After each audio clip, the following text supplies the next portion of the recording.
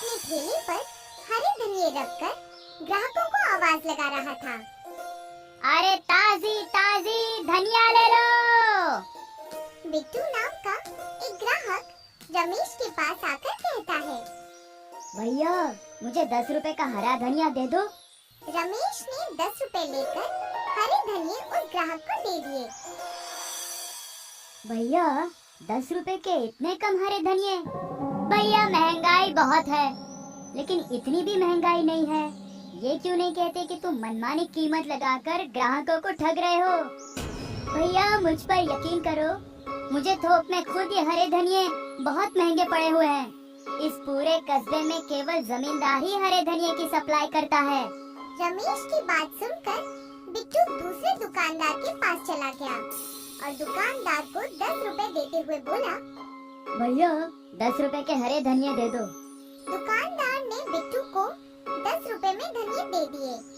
बिट्टू वो हरे धनिये लेकर रमेश के पास आकर कहता है, तुमने 10 रुपए के मुझे थोड़े से हरे धनिये पकड़ा दिए और उस दुकानदार ने मुझे 10 रुपए के इतने ढेर सारे धनिये दिए।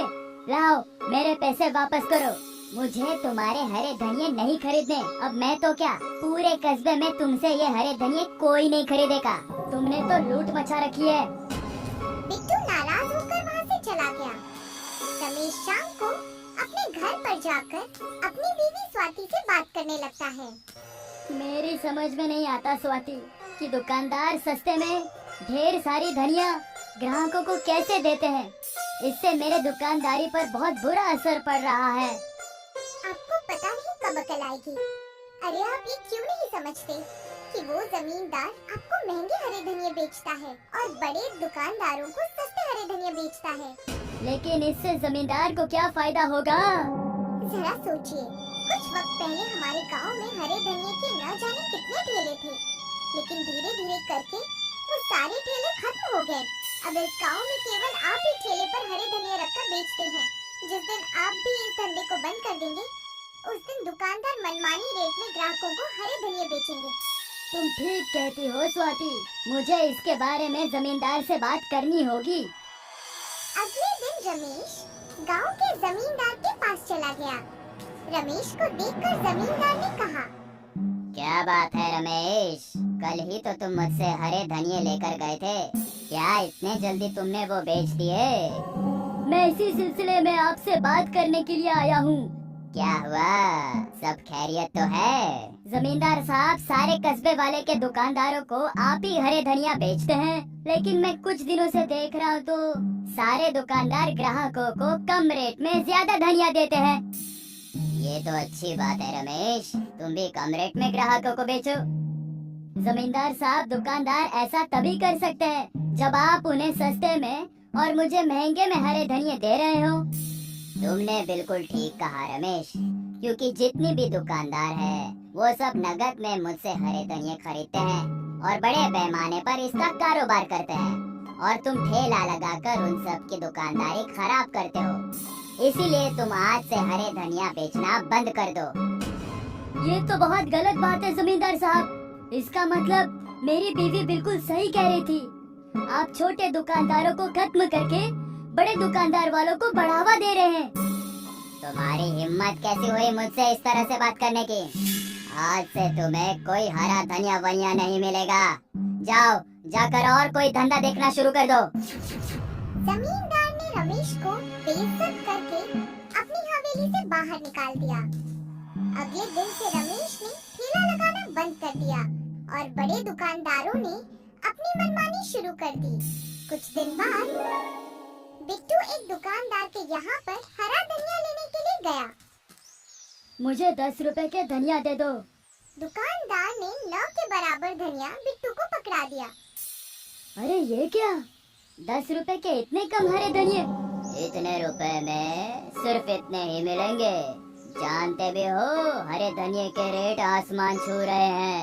मैं इतने महंगे हरे धनिया नहीं खरीद सकता। तो फिर अपने खाने में हरे धनिया खाना बंद कर दो। रमेश इस मंजर को बहुत गौर से देख रहा था। वो मायूस होकर अपने घर पर आकर बैठ गया कि तभी गांव के बलिया नाम के एक बुजुर्ग वहाँ पर आ गए। अरे बलिया चाचा, आप अचानक यहाँ कैसे? तुम्हारे साथ जमींदार ने बहुत गलत किया। जमींदार को ऐसा नहीं करना चाहिए था। क्या कहूँ चाचा, मैंने सुना है कि किसी जमाने में आप अपने खेत में बड़ी तादाद में हरे धनिया उगाया करते थे।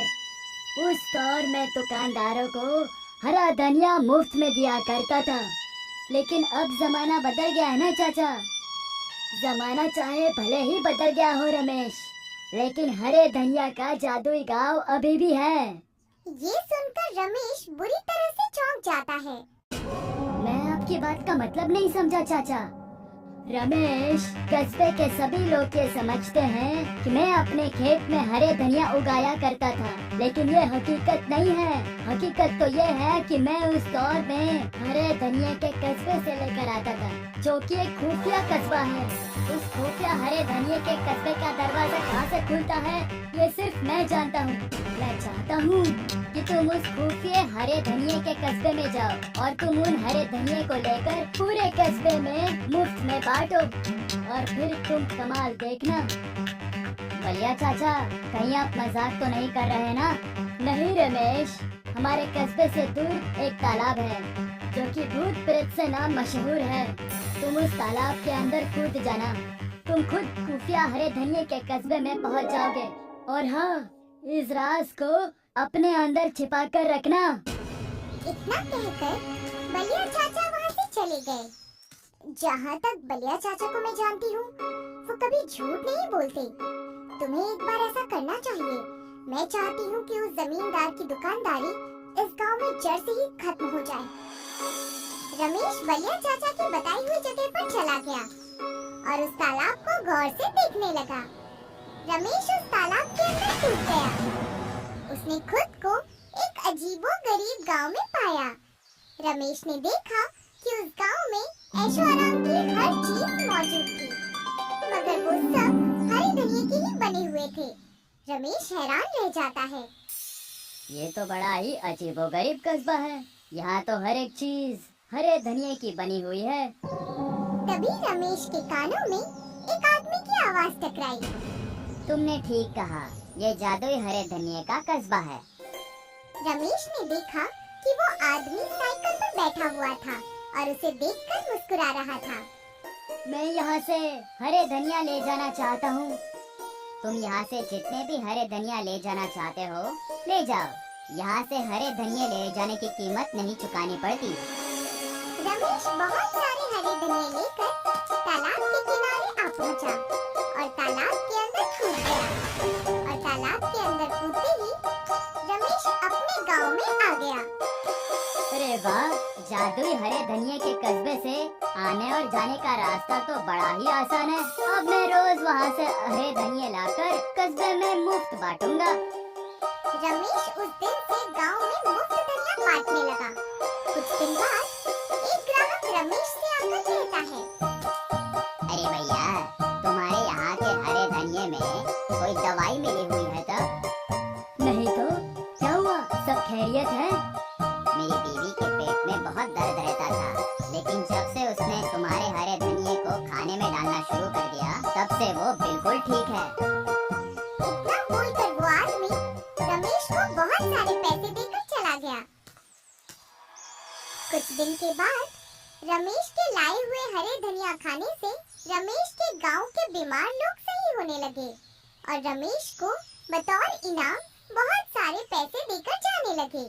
जमींदार गुस्से से आग बबूला हो उठा और अपने आप से कहा, आखिर ये दो कौड़ी का रमेश अपने आप को समझता क्या है? इसकी वजह से मेरा सारा धंधा चौपट हो रहा है। मैं इसे छोड़ूंगा नहीं, मैं इसे सबक सिखा कर रहूंगा।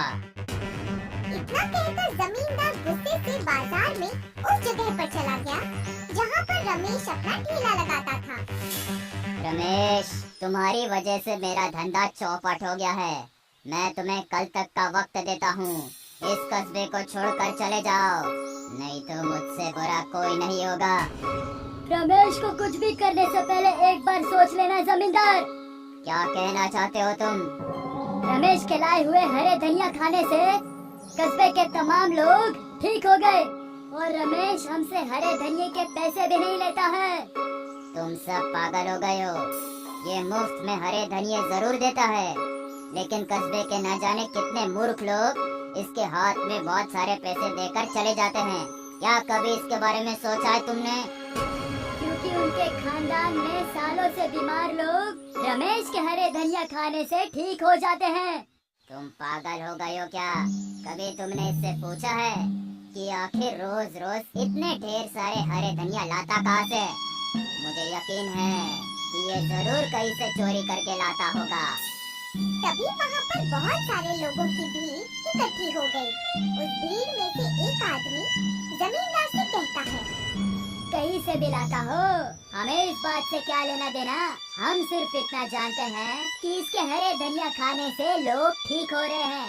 अब यहाँ से सीधे तरीके से चले जाओ जमींदार, नहीं तो ये भीड़ देख रहे हो ना, ये तुम्हें मारने के लिए ही इकट्ठा हुई है। भीड़ देखकर जमींदार बुरी तरह से डर गया और वो चुपचाप वहाँ से चला गया। जमींदार इतना डर गया कि अगले दिन गांव छोड़कर ही चला गया। रमेश की बीवी स्वाति रमेश से कहती है, मैंने आपसे कहा था ना कि बलिया चाचा कभी झूठ नहीं बोलते। तुमने ठीक कहा था स्वाति। तभी वहाँ पर बलिया चाचा आ गए और रहस्यमय अंदाज में मुस्कुराते हुए रमेश की ओर देखकर बोले, क्या कहा था मैंने तुमसे? उस जादुई हरे धनिये के कस्बे से हरे धनिया लाने के बाद उसका चमत्कार देखना। बलिया चाचा की बात सुनकर रमेश और उसकी बीवी दोनों हंसने लगते हैं।